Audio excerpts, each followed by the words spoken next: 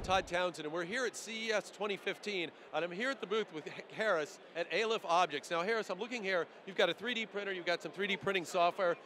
People are becoming really familiar with 3D printers, but this is very different. There's some open source elements to this. Tell us why this is different in the space of 3D printing.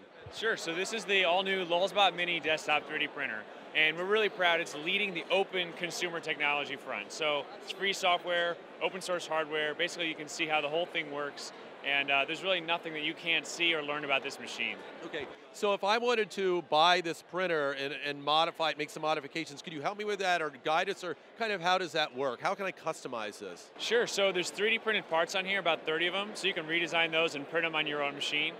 You can also experiment with different types of materials, and if you want, go under the hood and play around with the electronics. Those are a few pretty popular mods. So this is kind of a hacker's dream. Someone who really wants to hack the hardware and software and create their own custom solution. They're not locked into anything proprietary, whether it's the filament or the print heads or the machine itself. Exactly. Okay, great. And maybe you could show us, you have some neat stuff on the table here made out of different materials. Take us through a couple of these things. I've heard one of them has some metal in it, as a matter of fact. Yeah, absolutely, yeah. So sometimes people wonder, freedom, okay, I get it, that sounds cool, but what does it matter? Well, here's where it really matters, in materials. So this is actually a bamboo filament from a Dutch company. It's a brand new material on the market. So that's actually real bamboo, like bamboo stalks, but in a filament form, and then you print with it. Yeah, it's mixed with a PLA plastic. We've got another material here called Triton.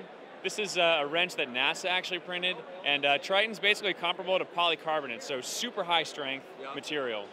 And you've got in your hand Why don't you tell us what this is? That feels pretty heavy, actually, heavier than those. It is, yeah, and this is actually a bronze filament, so it's a combination of a bronze powder and a PLA plastic. Again, showing that this industry is really just getting started, and an open platform like this is exactly what you want. Right, and I'm looking at some of the things you have on the table here and the variety. Like, it's not only a variety of materials, but shapes and everything out of this one machine, because some of the printers are very specific and only print certain types of things. I mean, I'm looking at this.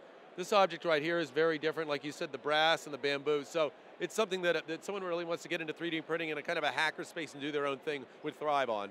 Yeah, that's definitely true, and we're happy. This is really easier than ever. So this is truly a consumer product, but you can learn as much as you want, and we're excited about it. Okay, so now what would this machine what would this cost someone right here, the one on the table? The $1,350 and comes with a 1-year warranty and customer support. Okay, great. Well, thanks a lot, Harris. I appreciate it. This is really interesting stuff. Good luck with it. Yeah, thanks so much. Enjoy the show. Thanks a lot. For A New Domain, I'm Todd Townsend.